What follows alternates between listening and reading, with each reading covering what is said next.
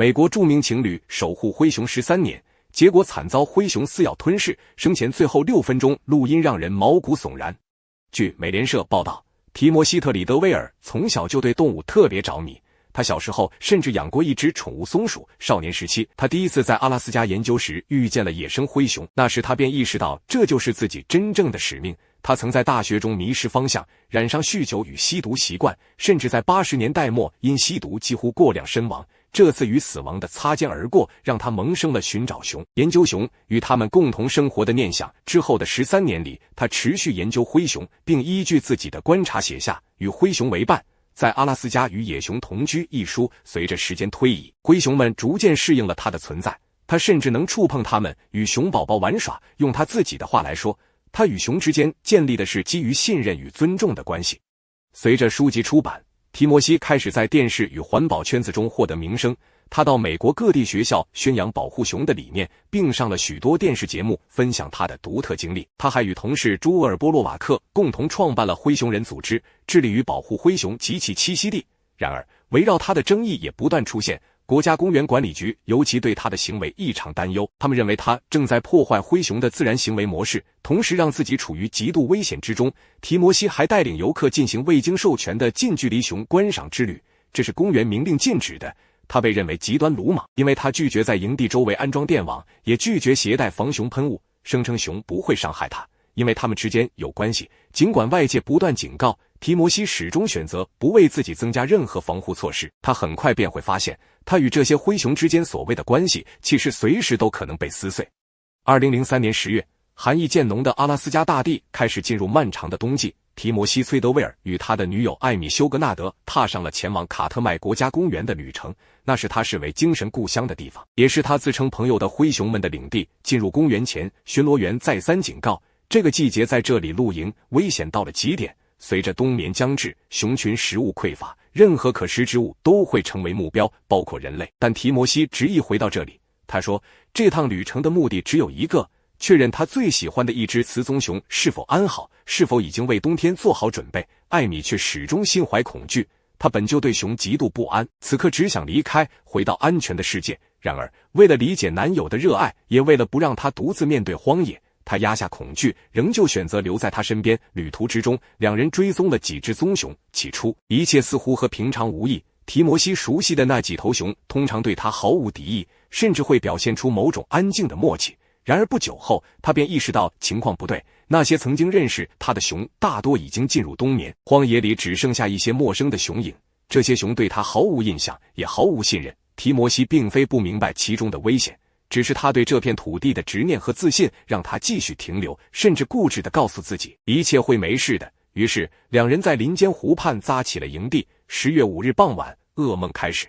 两人正准备架设摄像机，想再拍些新画面，设备已基本就绪，相机也已开始录音，但镜头盖仍紧紧扣着。画面一片漆黑，只有帐篷内外的声响被清晰记录下来。帐篷外，细雨轻敲地面。帐篷内，艾米正在整理器材。宁静被突然打破，艾米察觉到外头安静的不正常，于是便朝外喊提摩西，但没有回应。接着，刺破寂静的大地，震动般的吼声响起，撕裂空气般的尖叫。提摩西的声音在阴雨中炸开，他嘶吼着让艾米快跑。帐篷外传来巨物翻动、撕裂与挣扎的声音，一头巨大而饥饿的雄性灰熊正疯狂撕扯着提摩西。恐惧、混乱、死亡气息顷刻间席卷了整个营地。艾米猛地拉开帐篷冲出去，雨水打在他脸上，与他的眼泪混成一片。他声音颤抖，几乎哭喊着让提摩西装死。这是他唯一能想到的办法，希望熊会因此失去兴趣，转身离开。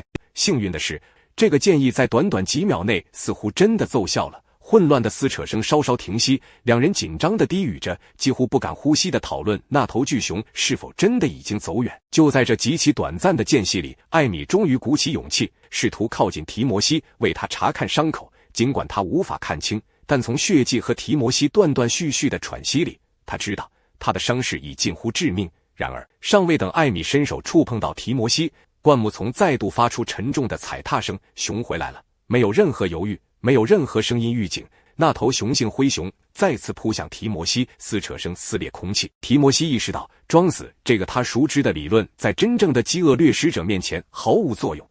他的声音中第一次出现彻底的恐惧。提摩西让艾米用身边的东西打他，艾米被恐惧逼到极限，手忙脚乱地抓起身旁唯一的东西，一口平底锅。他哭着叫着，用尽全身力气疯狂砸向熊的头部，金属撞击兽骨的声响清脆而绝望，熊被敲得微微一顿，松开咬在提摩西头部的血腥巨口。但下一秒他转而咬住了提摩西的大腿，那一瞬间提摩西的惨叫被整个雨林吞没，熊用力拖拽，将他从艾米的脚边生生拉走。他身下的泥地被鲜血染成暗红，身体拖行时发出沉闷而令人作呕的摩擦声，浑身是血。被完全压制却仍保持清醒的提摩西，在被拖向死亡的途中，他发出最后的嘶喊：艾米，快跑！提摩西并没有进入休克，他保持了可怕的清醒，完整的经历了整个过程。他知道自己正被活生生吞噬，被那个他奉献了13年生命去爱、去守护的动物撕成碎片。而整段录音里，熊几乎一直沉默，只有低沉断续的咆哮，最刺耳、最持久的反而是提摩西痛得嘶哑破碎的惨叫，他挣扎时泥水被刮开的声音，以及他身体被拖行在地上发出的沉闷摩擦，这些声音构成了一幅冷酷的、毫不修饰的死亡实录。不幸的是，艾米并没有逃跑，他早已被恐惧冻结，僵在雨中，手中仍紧握那只无力的平底锅，他动不了，也不知道该往哪里逃。他只是一名被迫站在噩梦中央的普通人，恐惧最终彻底夺走了他的行动能力。他原本就害怕熊，而他刚刚目睹了自己人生中最可怕的场景。他也不熟悉这片荒野，是提摩西带他来的，他根本不知道逃往何处。录音里突然传来艾米的尖叫，那是类似受伤动物的绝望叫声。他完全意识到了发生的事，也意识到了自己所处的绝境，而这声惨叫将灰熊再次引回了他所在的位置。熊回头扑向了艾米，他也死于同一头灰熊之口。第二天早晨，空中出租机飞行员威利·富尔顿抵达卡夫利亚湖，准备接两人离开。他四处张望，以为看到远处的提摩西在摇晃一块防雨布向他示意，但当威利喊叫时，没有任何回应。他决定沿着小径走上去查看，但很快又折返下来。他感到一种强烈的不对劲，回到飞机旁，他下意识回头一望，那一幕让他的血液瞬间冻结。透过薄雾，一头巨大、肮脏、气势阴森的棕熊正盯着他，就站在他刚刚走过的小径旁。威利立刻爬回飞机里，迅速起飞，希望用引擎的轰鸣声把棕熊吓走，这样提摩西和艾米就能安全离开，而不会遇上这头熊。他始终盯着那头熊，只见他正慢慢的、专注地啃着某样东西。威利在营地上空盘旋了15到20次，每一次都试图更清楚地看清熊到底在吃什么。直到那一刻，他终于看清了那熊嘴下的东西，那是一具人类的肋骨。惊骇无比的他立即呼叫公园巡逻队，请求他们立刻来调查，因为他确信提摩西和艾米遇害了。巡逻队抵达后，在威利的引导下开始向营地徒步前进。途中他们看见了几头熊，但那些熊没有攻击性，于是继续前进。突然，其中一名巡逻员大喊：有熊！警告其他人，前方约20英尺处有一头熊。他们试图大声吼叫驱赶它，但很快发现这头熊根本不害怕他们，而且正在主动跟踪他们。3名巡逻员立即开火，总共向熊射击了21发子弹，直到那头熊倒地死亡，他们才停止射击。抵达营地后，他们发现提摩西和艾米的2顶帐篷都已经倒塌撕裂，营地入口前堆着一大堆泥土。巡逻员扒开泥土，首先看到的是艾米的身体，他的手指从泥土里微微伸出，他被熊埋了起来，准备作为过冬的食物储备。当他们把更多的泥土移开时，艾米看起来仿佛正安静地熟睡，只不过他的身体已被熊几乎完全吞噬。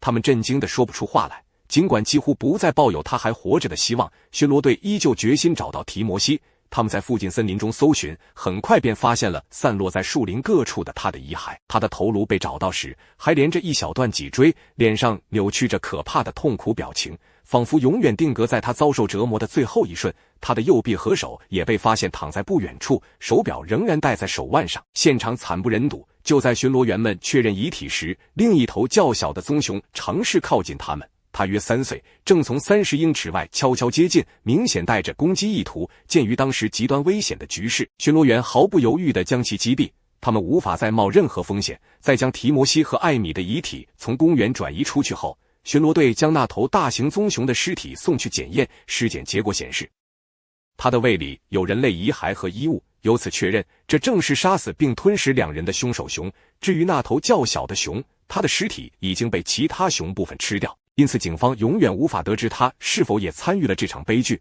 最终，这起事件所提醒人们的最重要一点是，尊重野生动物，给他们应有的距离与空间。即便人类以为与他们建立了某种情感纽带，那也永远无法预知下一秒会发生什么，或森林里还有什么正在暗中等待机会，将人类拖入属于自己的恐怖终局。